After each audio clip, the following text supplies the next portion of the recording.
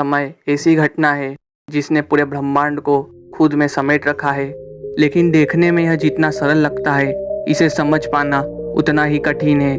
ऐसा माना जाता है कि समय ऐसी इकाई है जो निरंतर आगे बढ़ती रहती है और इसे बदला या रिपीट नहीं किया जा सकता है।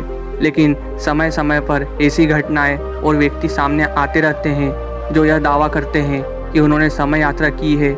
लेकिन आज मैं आपको समय यात्रा से जुड़ी एक ऐसी घटना के बारे में बताने जा रहा हूँ जिसके अनेकों सबूत मौजूद थे जो आज इस समय यात्रा को सच साबित करने के लिए काफ़ी थे। तो चलिए जानते हैं समय यात्रा करते समय कैसे हुई रुडोल्फ फेंज की मौत। जून 1951 की एक रात करीब 11 बजे न्यूयॉर्क के टाइम्स स्क्वायर पर अचानक एक आदमी प्रकट होता है। वह अचानक चौराहे पर कैसे आया किसी को पता नहीं चला। उस व्यक्ति ने बहुत पुराने समय के फैशन वाले कपड़े पहन रखे थे।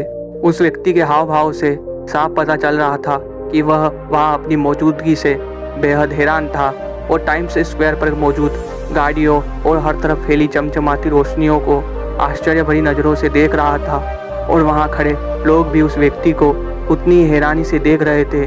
वह व्यक्ति सड़क के बीचों बीच खड़ा था। जैसे ही वह व्यक्ति सड़क के किनारे आने के लिए आगे बढ़ा, सामने से आती हुई कार से उसकी टक्कर हो गई, जिससे वो व्यक्ति बुरी तरह घायल हो गया और कुछ ही देर में उसकी जान चले गई।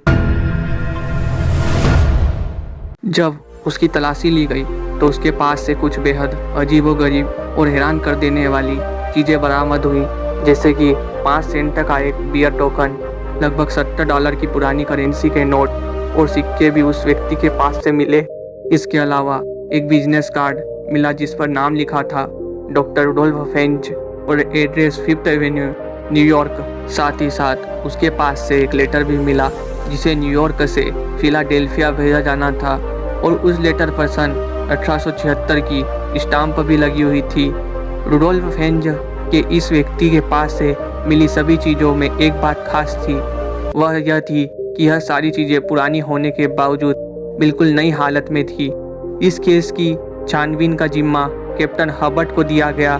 कैप्टन हबर्ट जब बिजनेस कार्ड पर दिए एड्रेस 5th एवेन्यू पर गए तो उस एड्रेस पर उन्हें एक ऑफिस मिला जहां के लोग रुडोल्फ फेंज के इस नाम के किसी भी व्यक्ति को नहीं जानते थे। कैप्टन हबर्ट ने उस समय की सभी एड्रेस बुक को चेक किया, लेकिन उन्हें इस नाम के किसी भी व्यक्ति का कोई भी अता पता नहीं मिल सका। इस घटना को कई दिन बीत जाने के बावजूद किसी भी पुलिस स्टेशन में रुडोल्फ फेंज नाम के किसी भी व्यक्ति की मिसिंग रिपोर्ट दर्ज नहीं हुई थी। किसी भी सुराग के अभाव में कैप्टन हबर्ट ने अपनी तहकीकात को जारी रखा और एक दिन सन 1939 की एक एड्रेस बुक में रुडोल्फ फेंज जूनियर नाम के एक व्यक्ति का एड्रेस मिला।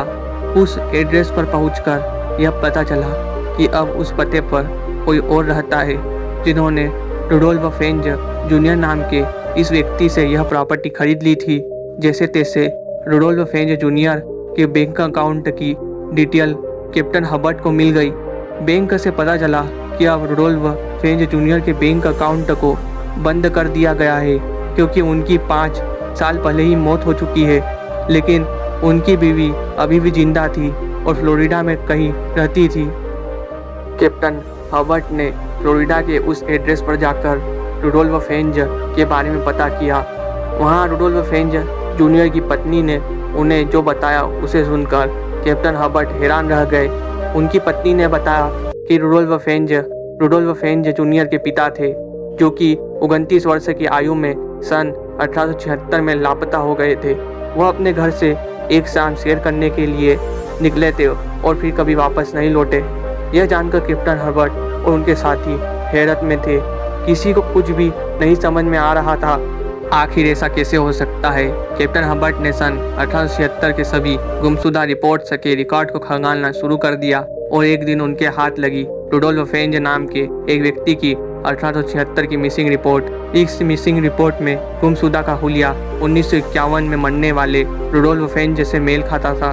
कैप्टन हबर्ट द्वारा जुटाए गए सबूतों से यह तो साबित हो गया था कि मिसिंग रिपोर्ट वाला रुडोल्फ और 1951 में कार एक्सीडेंट में मारा गया रुडोल्फ एक ही व्यक्ति है। लेकिन 1876 में गायब हुआ व्यक्ति 1951 में कैसे पहुंचा, इस बात का जवाब आज तक कोई नहीं दे पाया। बस कुछ थ्योरीज है जो कहती है कि यह टाइम ट्रेवल या टाइम स्लिप से जुड़ी एक घटना थी। तो दोस्तों, आपको क्या लगता है कि टाइम ट्रेवल संभव है या नहीं, हमें कमेंट्स में ज़रूर बताइएगा।